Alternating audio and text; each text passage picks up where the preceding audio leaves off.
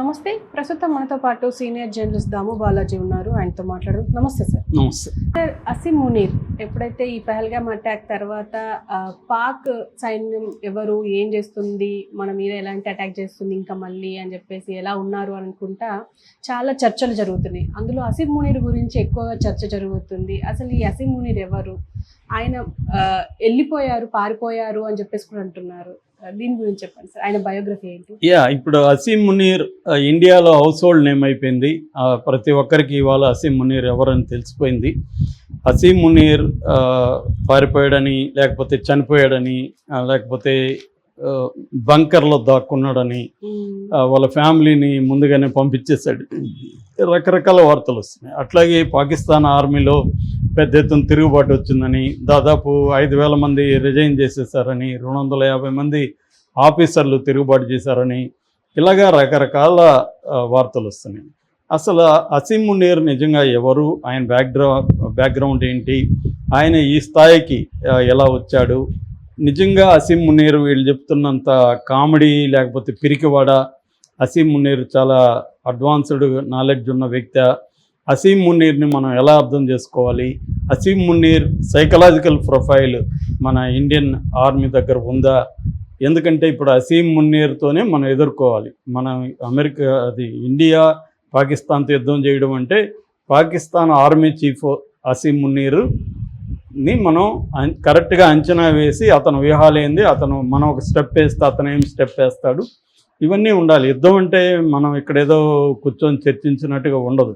యుద్ధం అంటే ఎందుకంటే ఇది దాదాపు మనకి సరి సమానమైన దేశం. అది మనం 4వ అతిపెద్ద ఆర్మీ అయితే అది 6వ అతిపెద్ద ఆర్మీ పాకిస్తాన్. రెండోది న్యూక్లియర్ వార్ హెడ్స్ మన దగ్గర కంటే వాళ్ళ దగ్గర ఎక్కువ ఉన్నాయి, కానీ ఆ విషయం బయట పెట్టలేదన్న వార్త కూడా వస్తుంది. ఏదేమైనా వాళ్ళ దగ్గర కూడా మన దగ్గర 172 ఉంటే వాళ్ళ దగ్గర 170 వార్ హెడ్స్ ఉన్నాయి.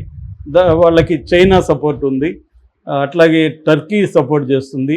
గల్ఫ్ కంట్రీస్ కూడా అసీం మునీర్కి బాగా క్లోజు. అమెరికా ఏమో రెండు వైపులా డ్రామా ఆడుతుంది. ఇలాగా ఒక ఇంటర్నేషనల్ సిచ్యువేషన్ ఉన్నప్పుడు ఇండియా చాలా జాగ్రత్తగా అంచనా వేసి స్టెప్ వేయాలి. ఏమాత్రం తప్పటడుగు వేసినా ఎస్కలేషన్ ల్యాడర్ అంటారు. ఎస్కలేషన్ ల్యాడర్లో ఒక రాంగ్ స్టెప్ వేస్తే జంప్ అని పైకి వెళ్ళిపోతుంది. సో మనవాళ్ళు ఏంటి, మనకి ఈ మధ్యకాలంలో ఇజ్రాయిల్ అక్కడ పాలస్తీనా దీని మీద గాజా మీద దాడి చేసింది కదా, అట్లాగే ఇరాన్ మీద దాడి చేసింది కదా, లెబనాన్ మీద దాడి చేసింది కదా, మనం కూడా అలాగ పాకిస్తాన్ మీద దాడి చేయొచ్చని వీళ్ళు నమ్ముతున్నారు. గాజా వేరు, లెబనాన్ వేరు, ఇరాన్ వేరు, పాకిస్తాన్ వేరు, పాకిస్తాన్ బలాలు వేరు. ఇరాన్ మీద కూడా గట్టిగా ఏం దాడి చేయలేదు ఇజ్రాయెల్, ఓన్లీ గాజా మీద చేసింది. ఎందుకంటే గాజా దగ్గర ఏ రకమైన డిఫెన్స్ సిస్టమ్స్ లేవు, న్యూక్లియర్ వెపన్స్ లేవు. ఇరాన్ దగ్గర ఉన్నాయి కాబట్టి ఇరాన్తో భయంగానే ఉంది. కాబట్టి ఏది కూడా సరిగ్గా శత్రువుని సరిగ్గా అంచనా వేయడం అనేది ఇంపార్టెంట్.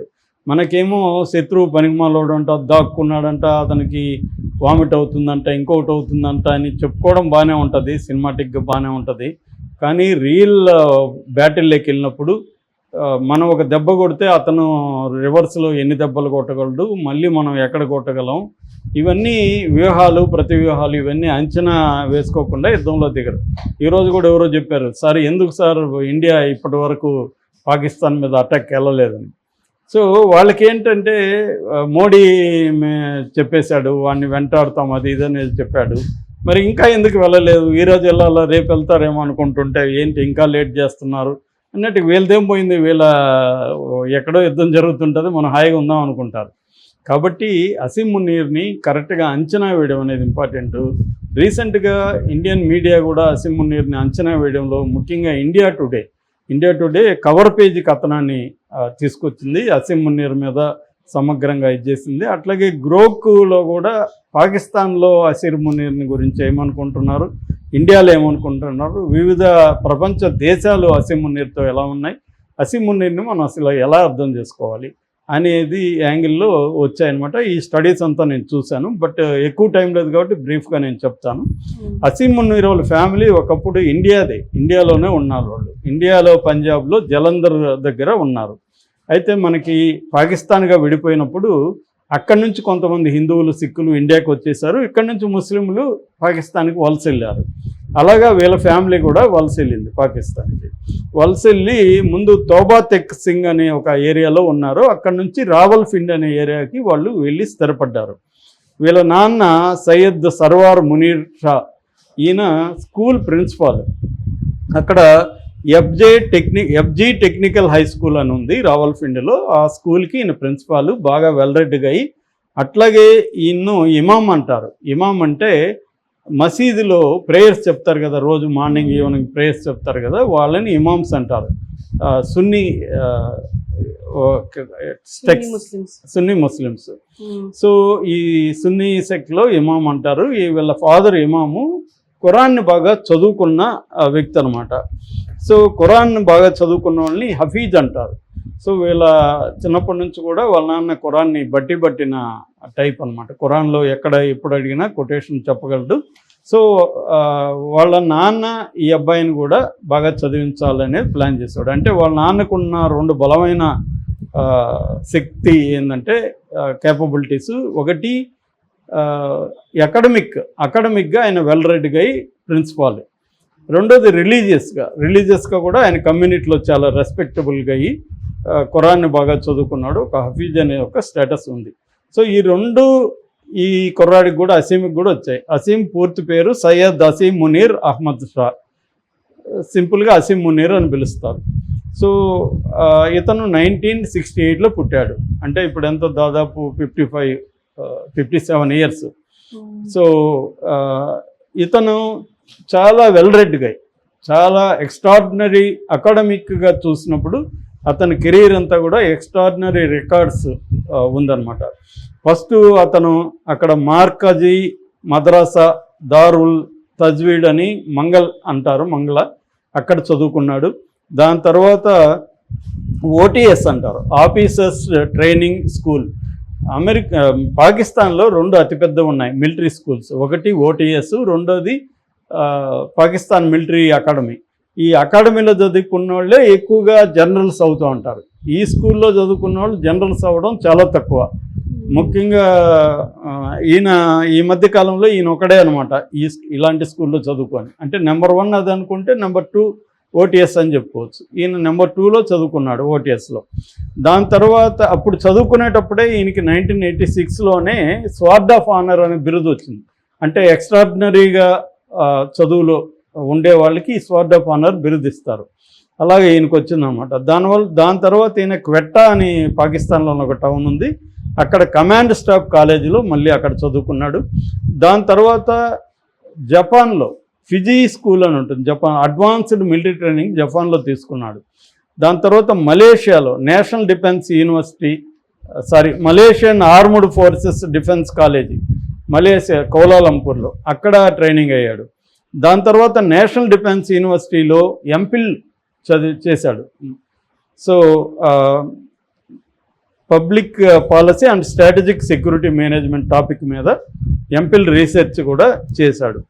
దాని తర్వాత గ్లోబల్ పర్స్పెక్టివ్లో కూడా ఆయన చదువుకున్నాడు. అంటే ఆయనకి అకాడమిక్గా నాలెడ్జ్ బాగా వచ్చింది. తర్వాత గ్లోబల్ స్ట్రాటజీ ఏంటి, పబ్లిక్ పాలసీ ఎలా ఉంటుంది, మిలిటరీ ఇంటెలిజెన్స్ ఆపరేషన్స్ ఎలా చేయాలి, వెల్ రౌండెడ్ పర్సనాలిటీగా డెవలప్ అవడానికి ఈ ఎడ్యుకేషన్ అంతా కూడా ఆయనకి ఉపయోగపడింది. దాని తర్వాత మిలిటరీ కెరియర్ స్టార్ట్ అయింది ఎక్కడంటే 23rd బెటాలియన్లో 2nd లెఫ్టినెంట్గా ఆయన 1986లో జాయిన్ అయ్యాడు మిలిటరీ దీంట్లో. అక్కడ బ్రిగేడ్ మేజర్గా, తర్వాత 86 నుంచి 2014 వరకు బ్రిగేడ్ మేజర్గా పనిచేశాడు. కొంతకాలం ఈయన ఫీల్డ్ కమాండర్గా కూడా పనిచేశాడు. తర్వాత సౌదీ అరేబియాలో కూడా మిలిటరీ దీంట్లో పనిచేశాడు ఈయన. అప్పుడు ఆయనకి సౌదీ అరేబియా గవర్నమెంట్తో కూడా మంచి సంబంధాలు వచ్చాయి. సో అలాగా మెల్లమెల్లగా ఎదుగుతూ వచ్చాడు అనమాట మిలిటరీలో. లెఫ్టినెంట్ కల్నల్ అయ్యాడు, చీఫ్ ఆఫ్ స్టాఫ్ అయ్యాడు.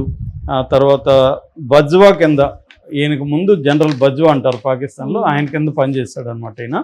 అలా ఈయన అనేక ఆపరేషన్స్లో పార్టిసిపేట్ చేస్తూ వచ్చిన వ్యక్తి. ఈయనకి ఏంటంటే ప్రధాన బలాలు చదువు బాగా చదువుకోవడం, పుస్తకాలు, ముఖ్యంగా మిలిటరీ ఆపరేషన్స్ సంబంధించి ఇంటర్నేషనల్గా వచ్చిన బెస్ట్ బుక్స్ అంతా ఈయన చదివాడు అనమాట.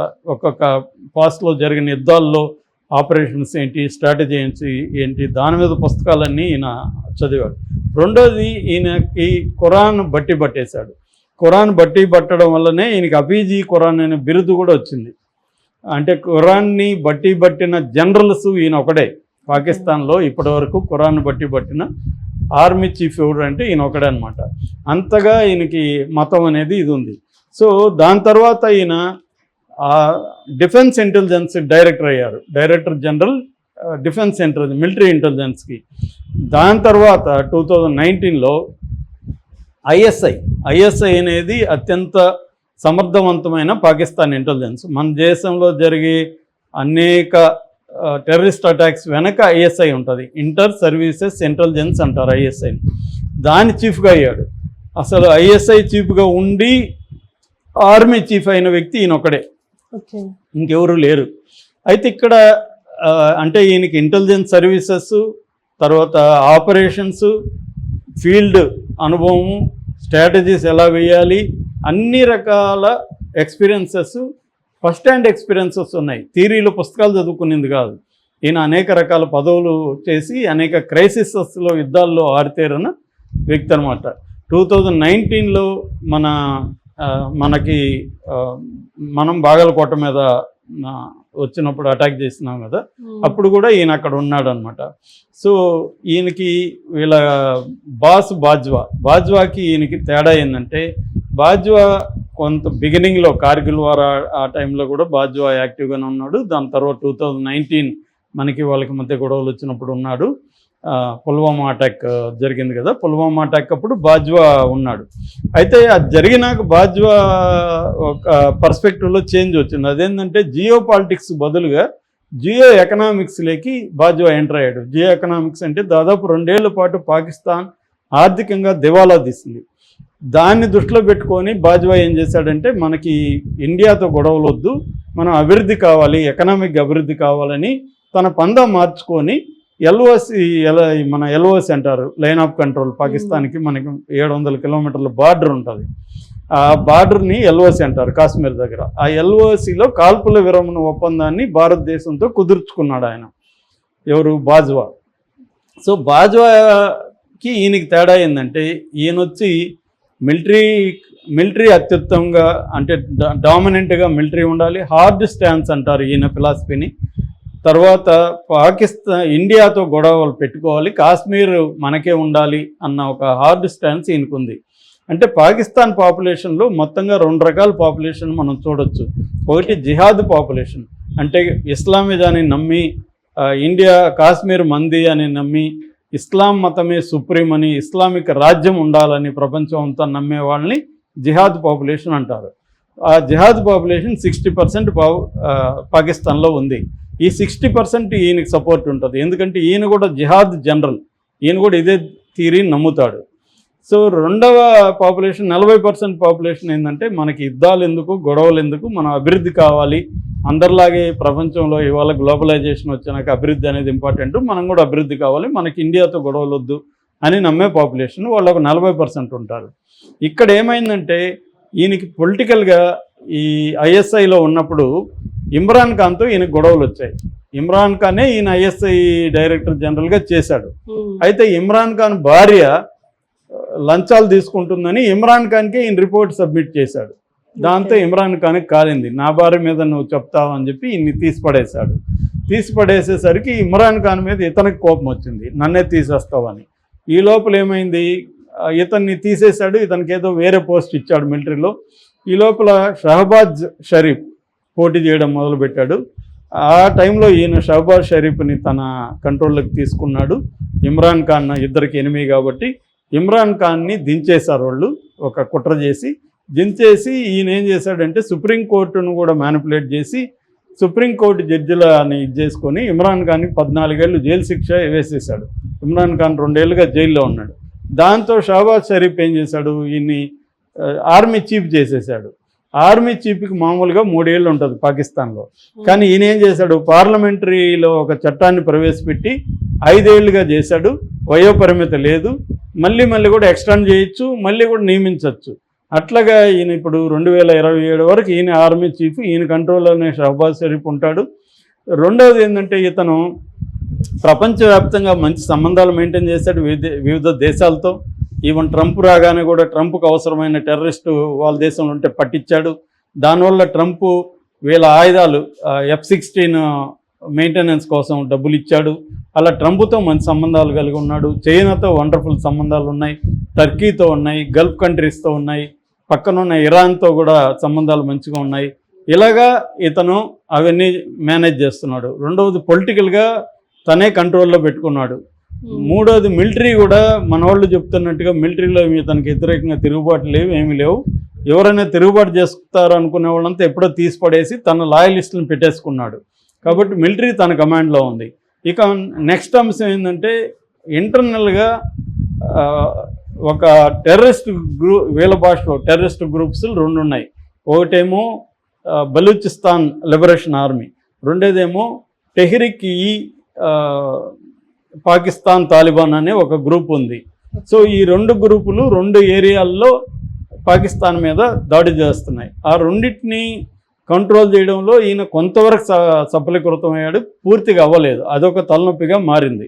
తర్వాత యూత్ ఉన్నారు కదా పాకిస్తాన్లో, యూత్ ఇతని పట్ల వ్యతిరేకత పెంచుకున్నారు. ఎందుకంటే యూత్కి ఇమ్రాన్ ఖాన్ అంటే ఇష్టం, వెరీ పాపులర్. ఇమ్రాన్ ఖాన్ని తను జైల్లో పెట్టాడు. కాబట్టి ఇతనికి నేను చెప్తున్న జిహాద్ పాపులేషన్ సపోర్ట్ ఉంది. యూత్ కానీ డెవలప్మెంట్ కోరుకునే వాళ్ళు కానీ లేకపోతే ఇమ్రాన్ ఖాన్ సపోర్ట్ చేసేవాళ్ళు కానీ ఈయన పట్ల వ్యతిరేకత ఉంది. సో ఈయన ఇదంతా ఆలోచించి ఏం చేశాడంటే ఇండియా మీద మనం అటాక్ చేస్తే మనకి ఇక్కడ అందరూ మనల్ని సపోర్ట్ చేస్తారు అనేది నెంబర్ 1. రెండోది కాశ్మీర్ పరిస్థితి ఏమైంది, మోడీ ప్రభుత్వం 370ని రద్దు చేసి కాశ్మీర్ని ఓపెన్ చేసి ట్రావెల్, తర్వాత రియల్ ఎస్టేటు, కాశ్మీర్ అభివృద్ధి, ఎలక్షన్లు జరగడం ఇవన్నీ జరిగేసరికి కాశ్మీర్ ఇండియాదే అన్న అభిప్రాయం వచ్చేసింది. కాశ్మీర్ డెవలప్ అవుతుంది. ఇప్పుడు కానీ మనం సైలెంట్గా ఉంటే ఇంకా కాశ్మీర్ మనకు రాదనేది కూడా ఈయన ఉద్దేశం. అందుకని ఈయన కాశ్మీర్ మీద అటాక్ చేయాలని క్యాలిక్యులేటెడ్ రిస్క్ తీసుకున్నాడు. ఇతనేమి అమాయకుడు కాదు, మనం అనుకున్నట్టు బఫూన్ కాదు. చాలా well educated, very experienced, very తెలివైన పొలిటీషియన్, తెలివైన ఆర్మీ చీఫ్. సో అతన్ని తక్కువ అంచనా వేసి మనం కానీ యుద్ధంలోకి దిగితే అతను ఆల్రెడీ 10 స్టెప్పులు వేసి పెట్టుకొని ఉన్నాడు. అతను అనుకున్న ట్రాప్లో ఆల్రెడీ ఇండియా పడింది. ఎందుకంటే ప్రజల్లో వ్యతిరేకత ఉన్నింది. ఇప్పుడు ఎప్పుడైతే ఈ ఇండస్ రివర్ ట్రెటీని మనం రద్దు అంటే తాత్కాలిక అబేయన్స్లో పెట్టామో పాపులేషన్ అంతా ఇప్పుడు ఇతనికి సపోర్ట్ చేయడం మొదలుపెట్టింది. చివరికి ఇమ్రాన్ ఖాన్ జైలు నుంచి కూడా ఇతనికి సపోర్ట్ చేస్తున్నాడు. బద్ధ శత్రువు అయినా కూడా సపోర్ట్ చేయాలని పరిస్థితి. ఎందుకంటే దేశభక్తి, దేశం కోసం ఇండియాతో ఫైట్ చేయడానికి ఇప్పుడు మొత్తం పాకిస్తాన్ అంతా తనకు అండగా నిలబడుతుంది మొత్తం. ఎందుకంటే ఈ సింధు నదుల వల్ల ఇబ్బందులు పడేది ఫస్ట్ ఎవరంటే పంజాబ్ ప్రావిన్స్. పంజాబ్ ప్రావిన్సే బలమైన ప్రావిన్స్. సో ఆ బలమైన ప్రావిన్స్ ఇప్పుడు ఈయన వెనక నిలబడింది. మొత్తం పాకిస్తాన్ అంతా ఈయనకు అండగా నిలబడింది. రెండోది ప్రపంచవ్యాప్తంగా కాశ్మీరు డిస్ప్యూటెడ్ ల్యాండ్ అనే విషయాన్ని కూడా బయటికి చెప్పగలిగాడు. మన ట్రంప్ ఏమన్నాడు, 1500 ల్యాండ్